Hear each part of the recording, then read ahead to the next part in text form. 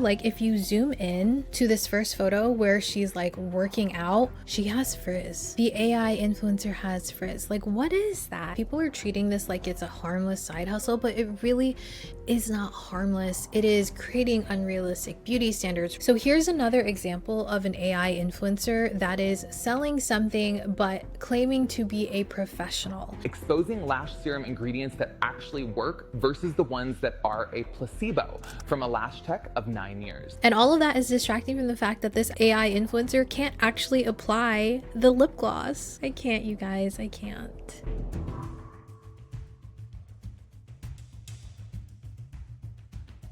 So imagine this, it's been a long day, maybe you just got home from work, maybe you're taking your lunch break, or maybe it's just one of those days when you cannot focus, so you whip out your phone and open up your socials. You're scrolling through, liking this funny video, saving this new recipe, and then all of a sudden you see somebody absolutely berating your Holy Grail foundation. And of course, this makes you think, wait, no, why do you hate this? So now you're stuck there because you have to figure out what they have to say.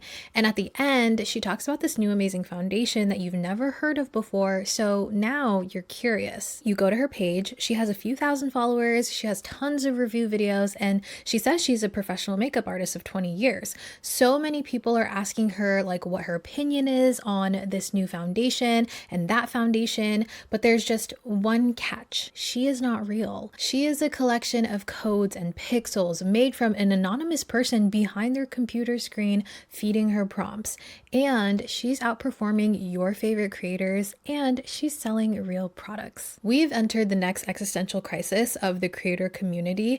It is the rise of the AI influencer. How did this happen? Why is this happening? And you're probably thinking there's no way anyone is falling for this, right? Hey guys, welcome back. Today I want to talk to you about AI influencers, their role in the beauty community specifically, and what this means for the future and the surprising way that they're actually making money. If you guys are new to my channel, my name is Christina and I typically do beauty related videos, and more recently I've been doing more commentary videos, and this one is one that I have just had on my mind for quite some time and I wanted to finally kind of talk about it. This video is only going to be talking about the actual AI influencers and not AI as a whole. There is so much that goes into AI. There is so much nuance, and I mean, I could go on and on about AI, but I just want to kind of condense this video and just talk about the beauty AI influencers. We're not going to be talking about AI being used as a tool for making content. We're going to be talking about the actual AI being the content. So I don't know about you guys, but I still feel like the days of like Will Smith eating spaghetti looking completely not real and kind of animated was like a year ago, but AI has really gotten scary. There's more often than not times that I'm scrolling through my Instagram or my TikTok feed, and I do not know when something is AI, especially if it's not a person, like if it's an animal or just something random. Half of the time I have to look at the comments and see if it's actually real or if it's AI. And I also see a lot of discourse when people are talking about AI. They're saying, oh, this isn't real, and then other people are referencing an original video, and it just gets, it's all so confusing. There's just so much muddiness around AI, and I hate it. It's almost like we cannot avoid it in so many cases of our lives. It's just there, like it's integrated. We may not be able to opt out of it. There's like the Google search where it automatically gives you like an AI overview. You can still opt out of that, but even so, if you're searching something onto Google, Google is utilizing AI to bring up those SEO like articles that's going to help you with what you Googled. When you're shopping online, or not even shopping, and you're trying to get to the help desk or contact support or something like that, it's almost always going to be a bot to begin with. That's AI. I remember the very first one that I had seen was actually from Warby Parker, where you could virtually try on their glasses. It was way before there was an actual Warby Parker brick and mortar in my city. So when I was like shopping on their site years ago, I did the virtual try on trying to figure out like which glasses would work for me, which by the way, I don't think is accurate, but it was still a tool that you were able to use. That's AI as well. I mean, they're taking your likeness and they're putting digital digital products on top of it. Honestly, there's so many things that I did not realize were AI when it was starting to like be rolled out in different types of ways. So I don't know how, privy you guys are to AI in general. If we had to take it from someone that absolutely does not know that there's like AI generated content on Instagram and Facebook and TikTok to someone that can like spot it in a millisecond, I'm probably closer to this side of things. Like, not to where I can't tell or I don't know that there's any AI, but in the sense that, I have to do a double take half of the time and I'm very suspicious of a lot of things. So my personal stance on AI beauty influencers, I don't like it. I don't think it's necessary. I think it harms real life content creators. And while it's not like a natural progression, it is an evolution of the influencer space. It's really nerve-wracking and it's really like uncanny valley. Is that what it's called? Now, to give you guys a little bit more background, to be more specific about what I want to cover today, I want to talk about how beauty AI influencers are changing the landscape of the beauty industry, more specifically how they're changing it on social media and kind of how we interact with that, and in general how we're interacting with social media. I've seen a few videos scrolling through like TikTok specifically that I want to share with you guys, and some of these you can kind of tell they're AI, but then some of them, scary enough, I had to do a double take like I mentioned to really figure out if it's AI or not. So first I want to kind of like go through some of the accounts that I've seen. So there's a couple of accounts that are said to be more popular than others. Some of them have been around for years and some of them are just kind of starting out. So here's one on Instagram, shudu.gram. So again, this is an AI influencer. It does say in the bio, the world's first digital supermodel. When you're looking at something on Instagram and you're being fed something on like TikTok,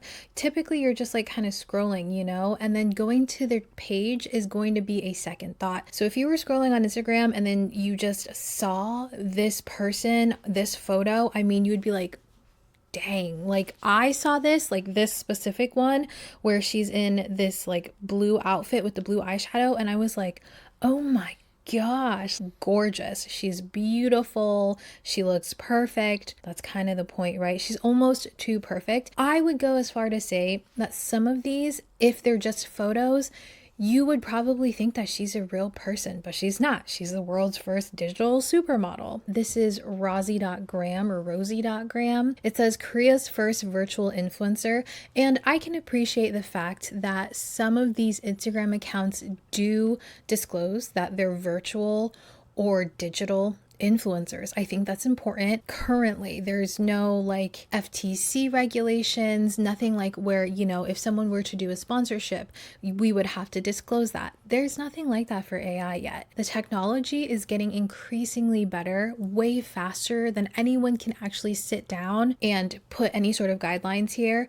Now, granted, I know that we have a ton of other more important things to figure out right now, so I'm not too pressed about it, but I do think that that's something important that needs to happen. Here's a fitfluencer. It says digital soul, which is funny because she's AI, she doesn't have soul. And it says that she's a CEO, which is very interesting that they made the AI influencer a CEO versus the person that made the AI influencer. Essentially what they're doing is using this influencer, this AI generated influencer, as the face of the brand, but it's more relatable because it's a person. And some of these, again, the photos, you probably could not even tell that she's AI if you were not super privy to AI technology. Like if you zoom in to this first photo where she's like working out, it's so good that if you zoom into her hair here, you guys, she has frizz. The AI influencer has frizz. Like, what is that?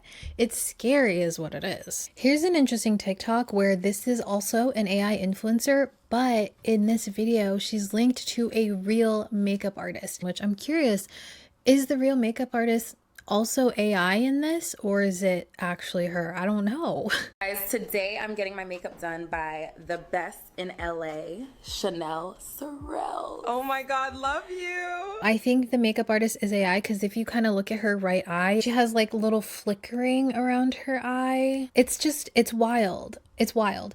And I can understand it in the makeup artist's sense because she's probably trying to not be behind on the times. It's one of those things where, with technology, it does continue on and you don't want to be left behind. When there's a new platform that people are saying that you need to get on as an influencer or a creator, people check it out. People want to see. They don't want to be left behind. So I understand it in that sense, but ethically is where the questions come up for me. Here's another one that I think is really interesting. Again, she is AI, and the caption says, "What I smell like today." Now, it does say that it is AI in the caption, but watch this video. She has real existing products.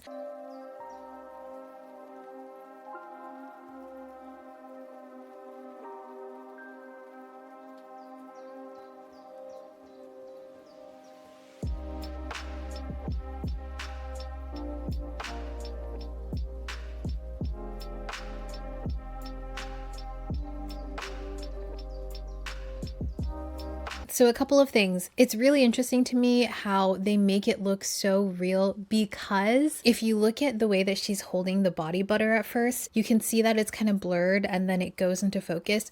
Very, very similar to a real influencer content creator content. So of course, when you see this, you're going to think, if it was AI, it would be absolutely pristine and perfect, but that's not going to convince anyone to buy it. And then the way that she rubs it in definitely does not look like how a normal person would rub a thick body butter together. Another thing that I think is really interesting is that with this lotion, you can see the inside of the lotion. There's a bit that's already been used and you can see it coming down inside of the bottle. So it's not like a pristine bottle. Again, very creepy. But then when she's pumping it, it's kind of disappearing before it hits that pile on her hand. Even the drip looks completely fake. So it's interesting how they can make things look so real, and then other things they can't refine well enough yet. When she sprays the perfume, dead giveaway if you didn't already know at this point that it was AI. The sound doesn't match up, the spritz sound doesn't match up, and it looks like an animated spray. It's funny to me how it can just look so good and so bad at the same time. You know what I'm saying? I think that a lot of AI creators understand at this point, with the technology that they have,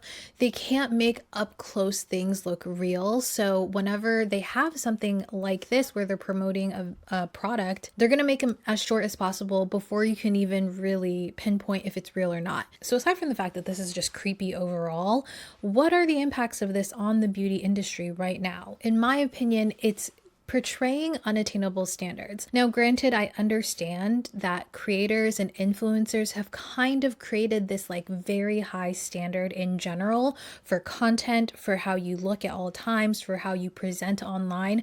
I understand that, and AI influencers are just kind of feeding off of what's already online, but it's at the point where these creators are objectively beautiful, right? So they're creating AI influencers that they think that the masses will think is attractive enough to influence them to purchase or do whatever it is they're selling. And in that, it's these beautiful AI people, you see them when you're scrolling on your feed and you're like, wow, I wish I looked like that. I wish I had eyes like that. I wish my hair laid like that. I wish that my makeup laid like that. When in reality, none of that is even happening on this AI being. Can we even call it a being? This AI creation. Kind of piggybacking off of that, with these AI influencers being able to use actual products to use in their videos, I think personally it's affecting the marketing efficiency and it's less profitable for real influencers. In my opinion, I feel like the masses are pretty against fake AI influencers selling real product because, of course, it's not based on any sort of experience. I mean, for all we know, whoever is creating these prompts for these AI influencers has never even heard of the products, but they're being told what it's supposed to look like, or they're feeding off of videos that are online and they're just trying to imitate that. So there's no credibility there.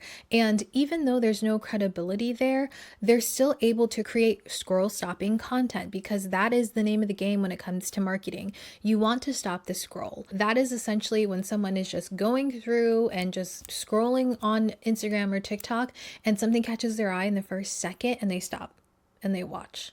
And you have more of a chance selling something, obviously, if you can make them stop the scroll. So with that in mind, whether it's a good stop or if it's like a bad stop, if people are looking because they're like, oh my gosh, is this AI?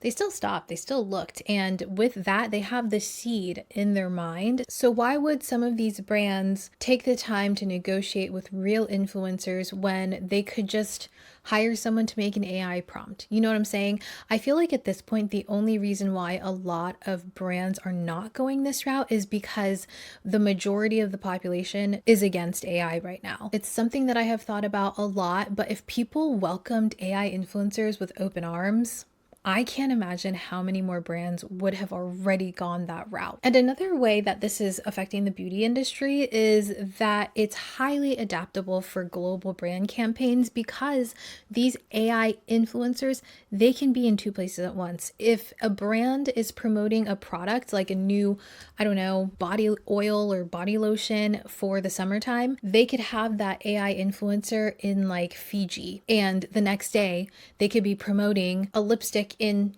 Milan. There are just endless ways for brands to utilize AI influencers because they don't have to pay for a flight. They don't have to pay for accommodations. They don't actually have to spend money to send a person out and then worry about if they're actually going to do their part of the campaign. It does make it a lot faster in terms of being able to churn out content, which is really scary because I create content and I only can make so much in a week. So many people that I know that like churn out videos, they have to batch film. They have to be filming every single day. Half the time you still have to come up with the idea and then you have to execute it and then you have to edit it and then you have the finished product, but there's none of that process with AI. I'm sure, like you have to kind of script it and figure it out, code it, and then have it.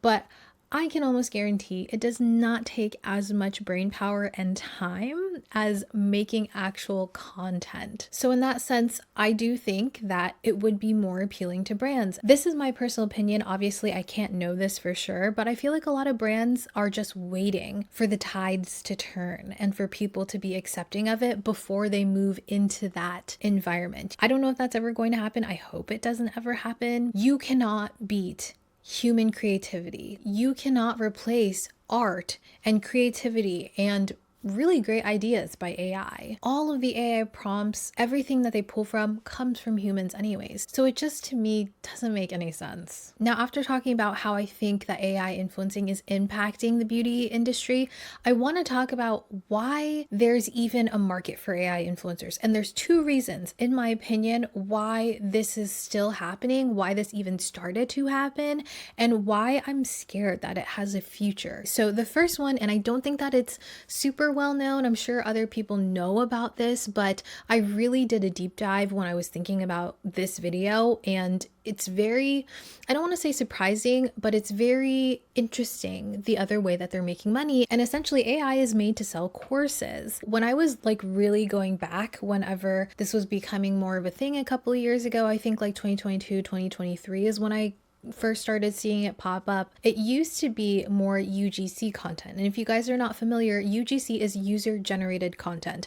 I actually used to do this, and I would do product photography and I did user generated content where essentially a creator makes a video that doesn't necessarily have to have them in it, or it can have them in it, but the main hero of the video is the product. It essentially is a marketing video that's made for the brand to either use it evergreen or to use it for specific campaigns. And I saw that UGC content was being created by AI, and more interesting enough, almost every UGC content AI video that I would see was not talking necessarily about the product, it was more learning how to make a UGC AI video. Why is this familiar, you guys? Where have we kind of seen this, where they're talking about this can be you could be selling these videos for these brands, you could be doing a side hustle, you could make so much money for just making a video for 5 minutes a day and then being done. It's giving MLM, is it not? Like doing the whole I'm doing this side hustle, making so much money from my phone, and learn how I do it. It's giving MLM and it's giving buy my course. And we've kind of seen that evolve, not just UGC content now. Now it's courses to learn how to make the actual AI influencers to sell product. When I was going and looking at these users, it doesn't look like they've ever sold any of these actual AI influencer videos. It looks like the entire account, in my opinion, is based on how to make an AI influencer. So now let's look at some of those examples. I made a UGC ad from a single image. No camera, no creator. Take a look. Okay, I'm actually obsessed with this. It's the Function of Beauty wavy hair one. That video you just saw started as this, a plain product photo. Here's how it works. Step number 1, upload your product image and name into the workflow.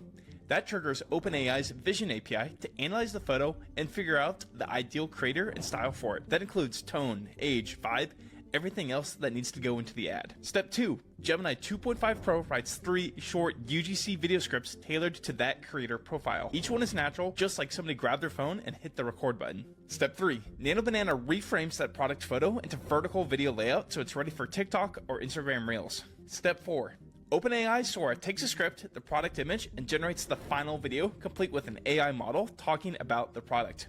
No shoots, no shipping, just one workflow that turns photos into creator-style videos in minutes. Comment UGC and also need the full automation template. So this video is showing you how he made this UGC ad.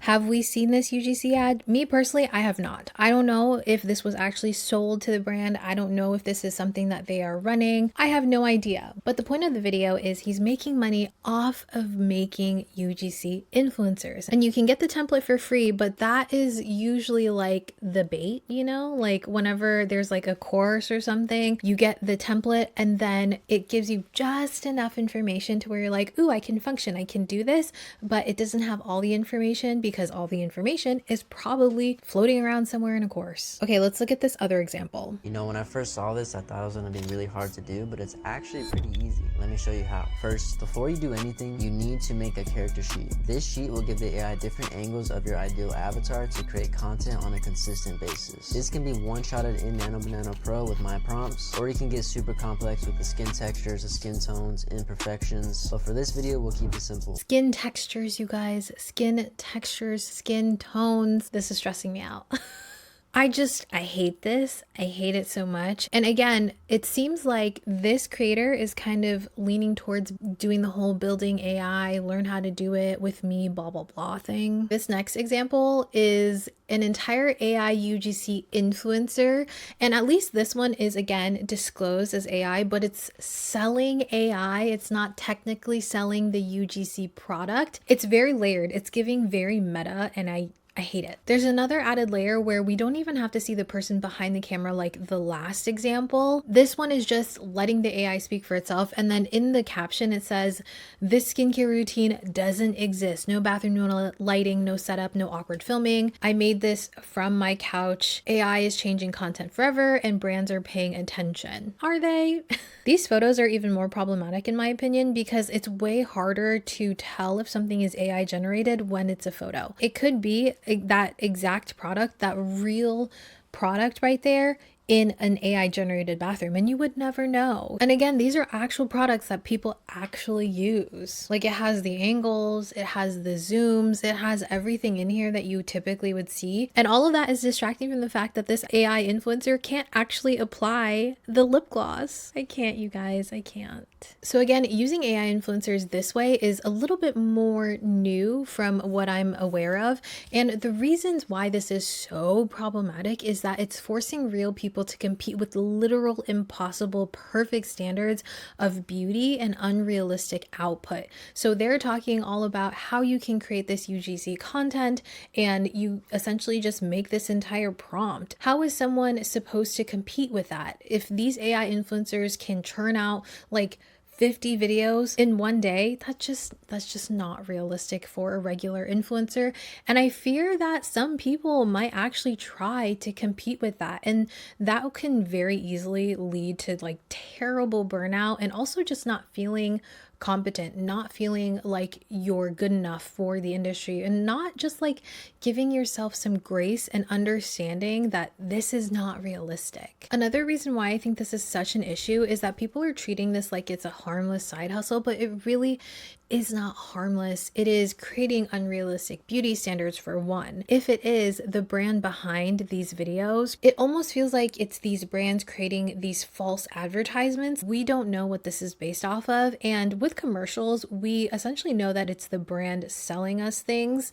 Obviously, they're the ones producing it, they're the ones putting it out. But with these AI generated influencers, we don't know if it's the brand behind it. We don't know if they gave them a prompt. We don't know where this came from. So it's really hard to track back where the claims are coming from. And like we saw, some of these products can cause adverse reactions and no one is accountable for it. Also, like in that example where the guy like switched himself to a celebrity, if they're using real people or celebrities, there's no guidelines currently to protect these people from having their likeness used to sell a product that they may never even know about or even endorse. Not that I know. Again, things are ever changing. There are like hopefully guidelines coming out, but as far as I know, there's nothing right now, and that sucks. I have seen too many times creators talking about how AI has been made using their likeness, and that's terrifying to me. Another question that I have is, are they actually selling these products through AI? Are they telling you that just so you think that and you'll buy their courses? Is this actually profitable? That's why I'm saying it's giving like new wave MLM. Like it's giving buy my course and then, hey, if it doesn't work for you, you must have done something wrong. It's definitely the same thing, different font. If you look at some of these comments, people are actually trying to get these courses. People are actually asking like if they can do this as well. It's all scary. It's all, it frustrates me to no end, you guys. So now I want to talk about the other way that AI influencers are making money. AI is made to sell, at least in this specific beauty industry. It's made to sell. I mean, that's why anyone makes content, is to talk about products, share their experiences, and some people make a living off of it. I will make a video, and if you guys use my affiliate links or something, I make money off of that. That is my job. And whether or not people decide to support creators, that is completely and totally up to them. But with AI, like I mentioned, some people may not even ever go to this person's account and ever figure out that they're AI. So selling to an audience is dependent on the doom scroll. Like I mentioned, they don't bank on you actually going to the influencer's profile. And I feel like this is super problematic because a lot of the times they'll jump on the trends of viral products that people are already talking about a lot anyways, or even worse, they're targeting the more vulnerable audience. So specifically TikTok, it is known now to produce viral products. It has credibility in that sense now. Like we know it to do that. Brands know that's why it does that. That's why they continue to do ads and campaigns on TikTok.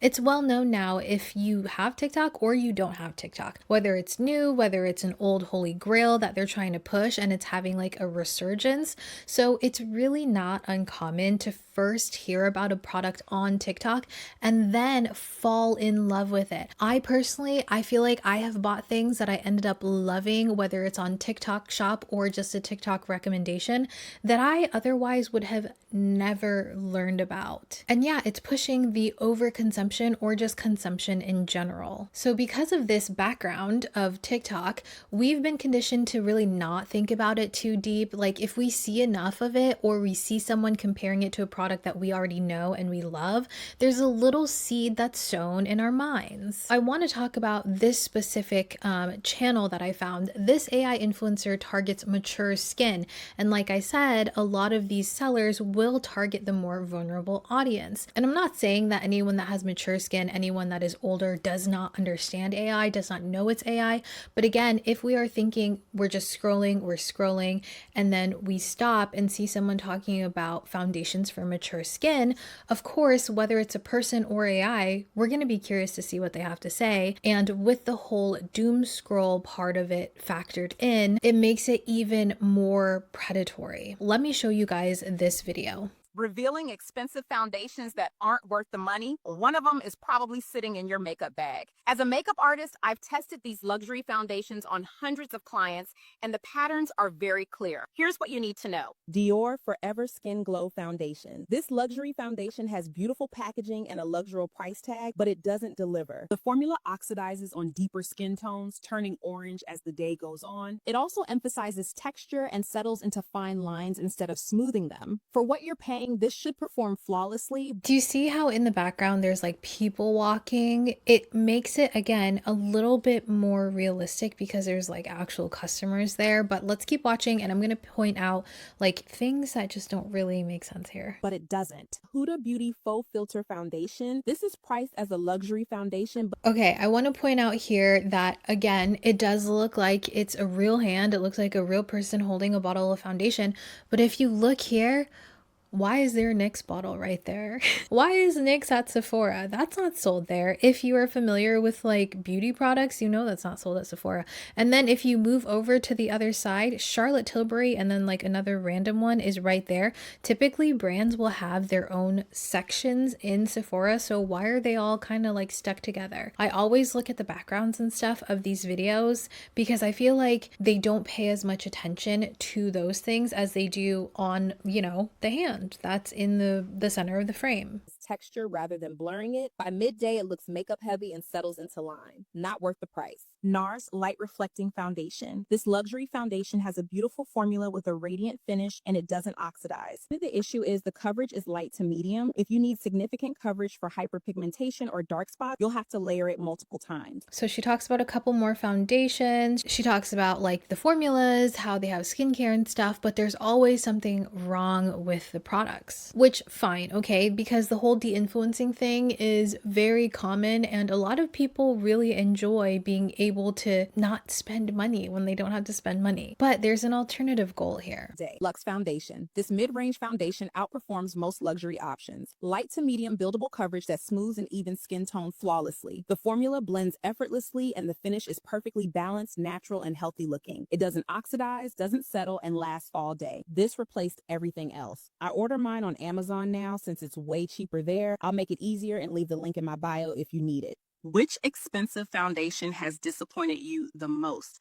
Let me know. So as you can see at the very end, she talks about this Luxe foundation and it says that the formula blends seamlessly, it's perfect, it replaced everything else, but Luxe foundation is not sold at Sephora, so why are you talking about it at Sephora? And she mentions, oh, I bought it on Amazon. And as far as I know, that's the only place that people are purchasing it. They're just buying it on Amazon. I looked up some more videos about the Luxe foundation and there are people that have actually purchased it because they heard good things about it on TikTok. Again, not unusual to hear or see. And they hated it. They hated the foundation. So yes, people are still purchasing it, but at that point, if they don't like it, they already made the purchase, and half the time it's difficult to return something on Amazon, or if it's something that's like not a huge amount of money, some people are just inclined to just keep it because it is really inconvenient sometimes to return things to Amazon. So it's really unfortunate that this is happening. So here's another example of an AI influencer that is selling something but claiming to be a professional. That is a huge thing that I really, really hate, is that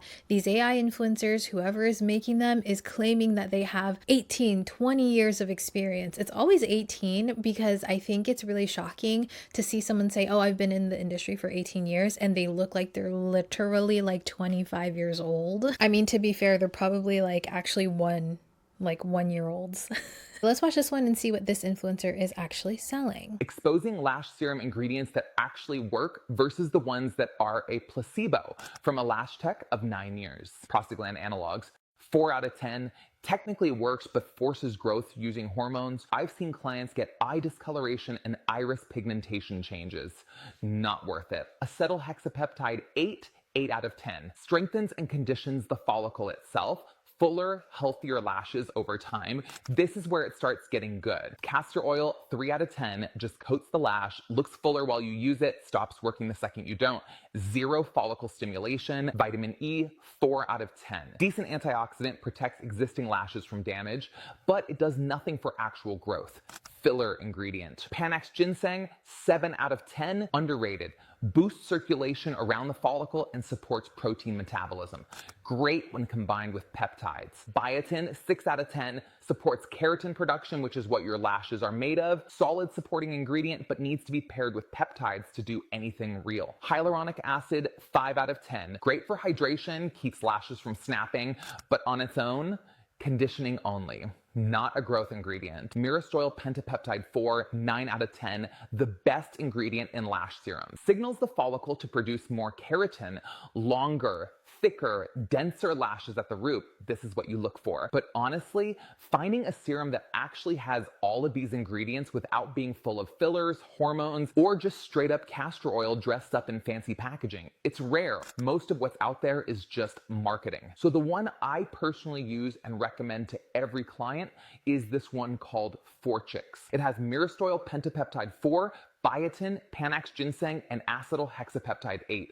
All in one formula. No hormones, no BS, and it's super affordable on TikTok Shop. I put the link to it down below. Just so you guys know, a lot of this information is true. Like, a lot of these ingredients do help, or they do have those adverse reactions to them. So it's not technically wrong information, but again, it's that ethical thing where he says, this is the lash serum that I use. You don't use a lash serum, you are AI. And I hate that there's that whole line about it's all marketing, when this is literally, this video is created to market this specific product. Now let's look at this specific product. So it's called Forchix Lash Serum. Never heard of this before, never seen it before actually like doing research on this video, but it is definitely doing its rounds. And it's interesting because if you look at these accounts, there are several videos of this AI influencer doing pretty much the same thing, like reviewing specific products when it comes to lashes, or talking about ingredients, or talking about things to avoid.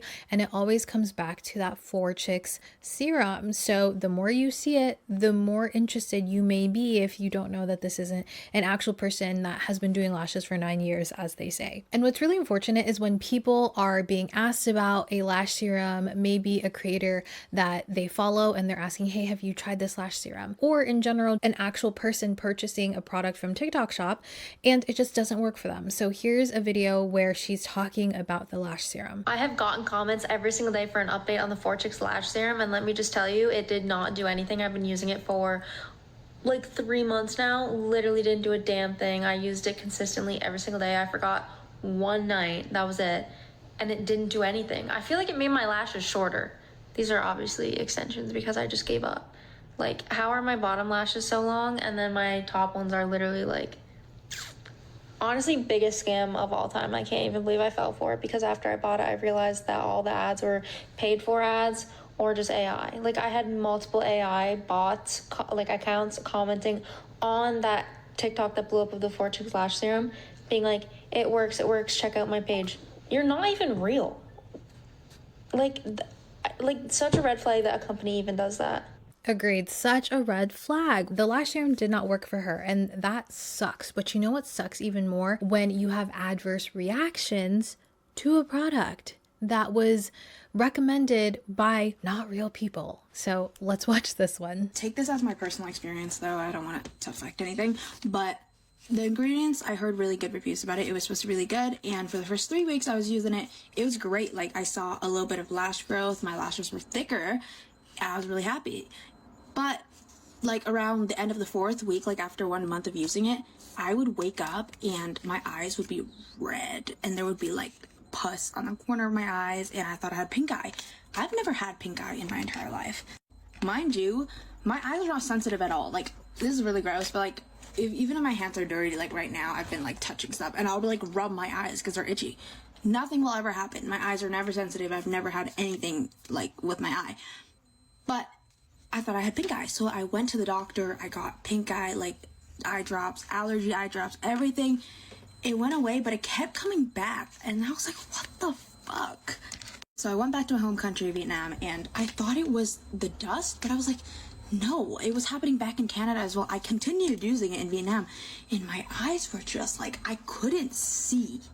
Like, it's gotten to the point where I could not see, and I was like, girl, I went to the doctor, and they were like, have you been using any products that is new recently? And I was like, no, because I thought the first month of me using it, nothing happened. So I was like, no, I haven't been using anything new. She says, recheck what you have been using and see what the fuck's in it. And then yesterday actually, I was like, you know what, let's just try it one more time. Like, I've been really suspicious of it. I stopped using it, and my eyes were completely fine afterwards. Last night, I was like, I really want to grow out my lashes again. So I have one empty one. I used the first one. The first one's empty. This is the second one. It's still like full. So I used the second one. It's a brand newly opened one, okay? I didn't use an old one, so it's not like dirty or anything. I brand newly opened it, and I used it. This morning, I woke up, my eyes were red. It wasn't red as like before red, because I continuously used it before, but they were red.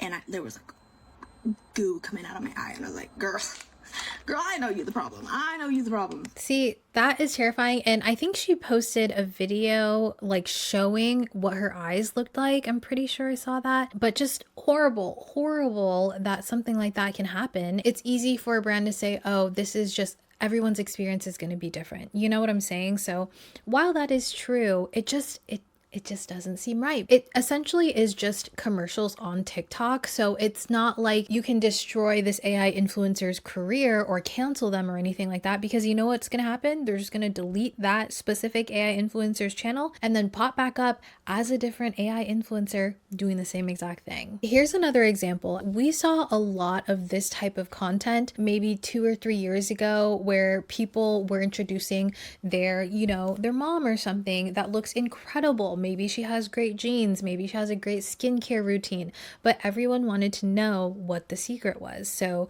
these real people were sharing their skincare and makeup secrets. AI has taken that prompt and created this AI generated mom. It's not, again, uncommon to see videos that look exactly like this. Kylie Skin Tint. Minus 100 out of 10. Cute packaging, but the formula is patchy, fades fast, and does absolutely nothing for texture. NARS Reflecting. 8 out of 10.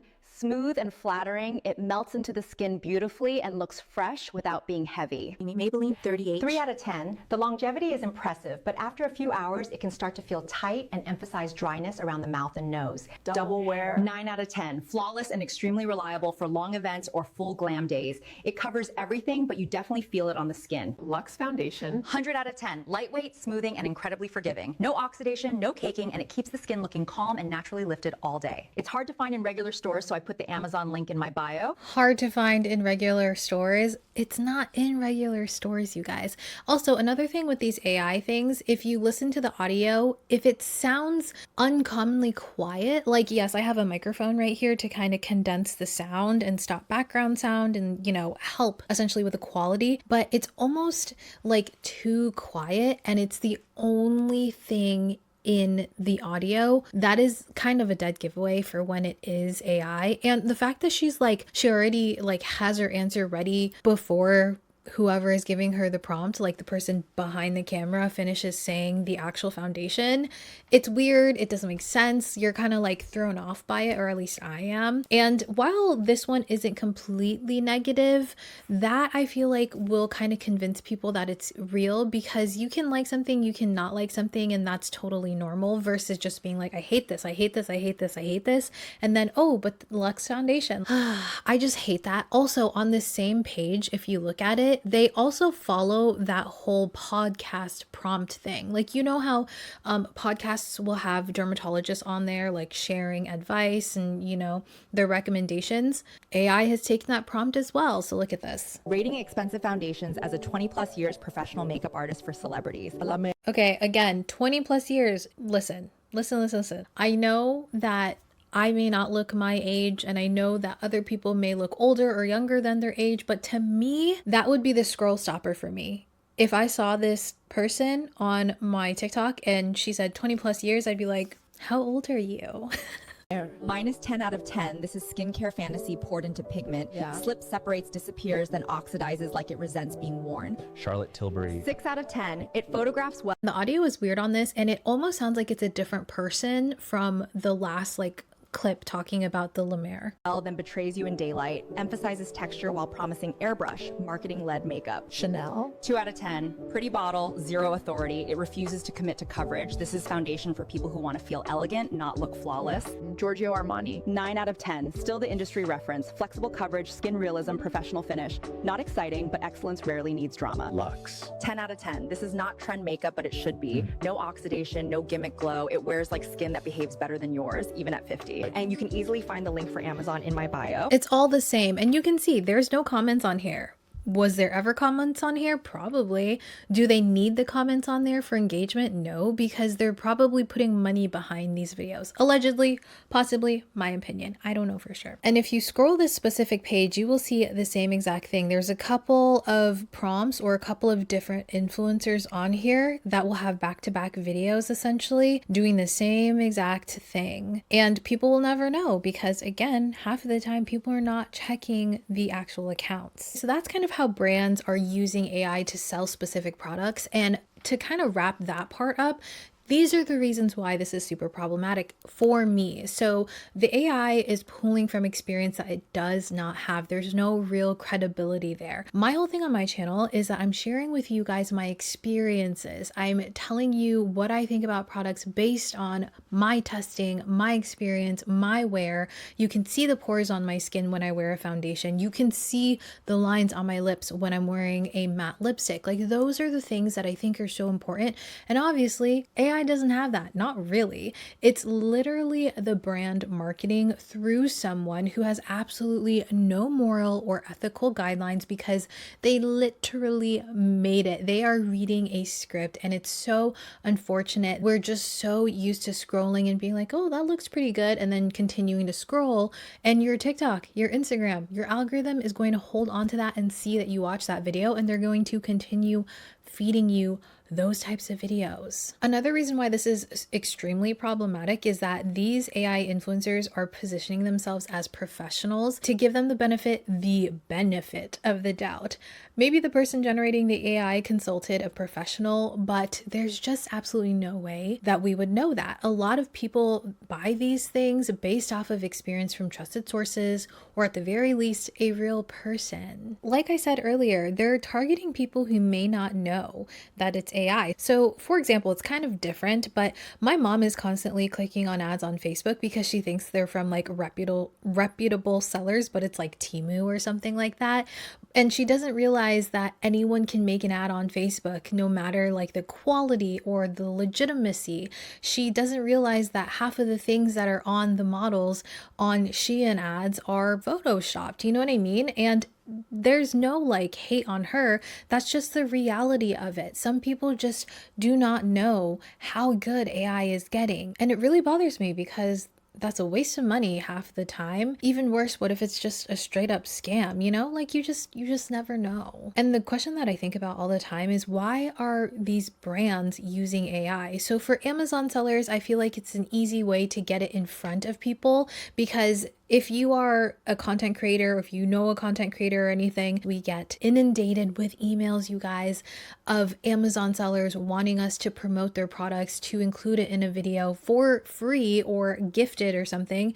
And so many actual content creators are realizing like, no, we can't do that. This is our time. This is our effort. This is our credibility. So what are they going to do? They're going to turn around and talk to someone that makes an AI influencer that can just promote the product for free or for very little money, and they don't have to like negotiate really the same way that they would have to with a content creator. Even worse, maybe they just can't find an influencer that wants to promote the product either because it's not good, it's not innovative, it's not interesting, or it's not safe. Also, this is kind of like really nitpicky on my part, but I feel like this is really bad because it negatively speaks about other products that aren't necessarily bad. It may not work for everybody, but it doesn't mean that it's not made for somebody. So for instance, I have really oily skin. I need oil absorbing primers and setting sprays and stuff, but someone that has extremely dry skin may hate that product. But these AI influencer videos, there's no nuance, and that's something that I feel like is so important, is understanding the context, understanding the nuance of things. It just really frustrates me that these things are being put out, this information or these experiences are being put out, and some people may be taking it as fact. And it's really unfortunate because some products are very, very good that they've talked about, and it's just like a absolutely no type of thing, you know? So, and based on what? I think that that is definitely acceptable if you have tried the products, if you've tested them and you just know absolutely not for me. But the fact that they don't have any other credibility to stand on, an influencer that you've been watching for 5 years or so absolutely hates a product, and you have pretty much the exact same taste as that influencer, you probably know, okay, then I probably will absolutely hate that product. You know, like there is some rapport there. And I think that it's really damaging to have these AI influencers talking negatively about a product that they never even tried or could even try. So I want to leave you guys with this. While I understand that there can be the argument of working smarter, not harder, you know, utilizing AI influencers when you don't feel like getting on camera. Alternatively, if you've never wanted to be on camera, but you want to make the same money that you assume that regular influencers are making, the problem with that is that it is, in my opinion, just so ethically immoral. Like, it doesn't make sense, because the entire idea of content creators and influencers right now, real human influencers and content creators, is that things seem fake already. I feel like people are constantly questioning influencers and content creators' motives, and with this added layer of AI influencers, it just causes even more suspicion. And speaking from my personal experience, it's really hard to fight that stigma of everything being fake and lies and just being sellouts when that is what the majority is seeing. So I don't know, it's all complicated, it's all confusing. Let me know if it freaks you out just as much as it freaks me out. And yeah, I thought this would be an interesting conversation to have. I hope that you guys enjoyed this commentary video. Let me know if there's any topics that you want me to discuss in the future. I would love to know what you guys are curious to talk about when it comes to beauty stuff. And until next time, you guys, I will leave you with a video right here in case you're curious and want to watch a little bit more of my content. But until next time, you guys, please take care of yourselves, and I will see you very soon. Bye.